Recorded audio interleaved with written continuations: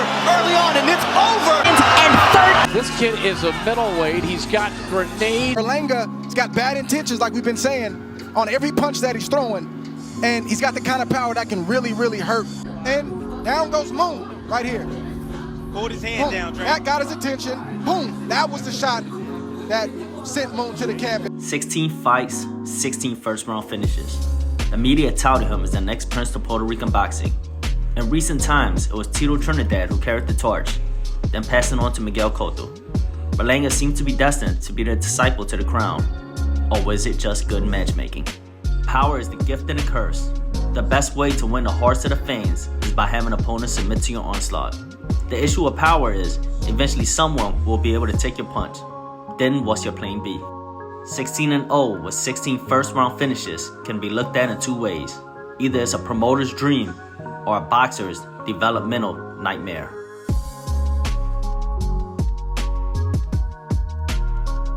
When you're touted as the next biggest puncher with a record to match, the bar is then set incredibly high.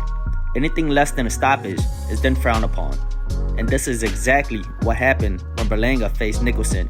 Although scoring 4 knockdowns, he was unable to seal the deal, leaving many to question, how will he fare as competition begins to stiffen? Next, Berlanga faced a rugged veteran in Cosadas. Berlanga was as big as a 60-1 favor coming from Caesar Sportsbooks. Again, not only was he unable to put his opponent away, but he even got hurt and touched the canvas.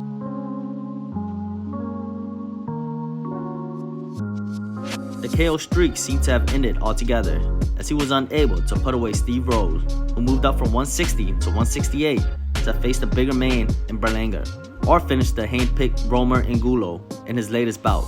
It was actually strange seeing that Angulo pressed Berlanga, showing that the dominance of such a puncher had to succumb to boxing off his back foot. Berlanga is now caught between a rock and a hard place. The reality is, although he is a gifted puncher, he doesn't have the stopping power as that of Wilder.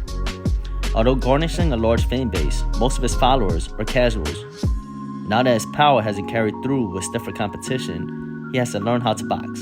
Unfortunately, he's been marketed to people who tune in to see knockouts.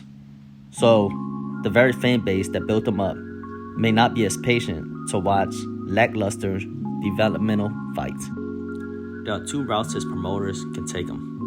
Either cash him out against, say, a Charlo, or have a Puerto Rico versus Mexico showdown against Benavidez or even a Munguia, or continue developing Berlanga slowly. Golden Boy was patient developing Munguia, and he's evolved a lot since.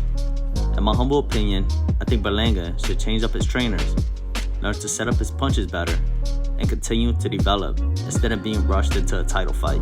Although he would take some flack from not only the media, but his fan base, he is still young.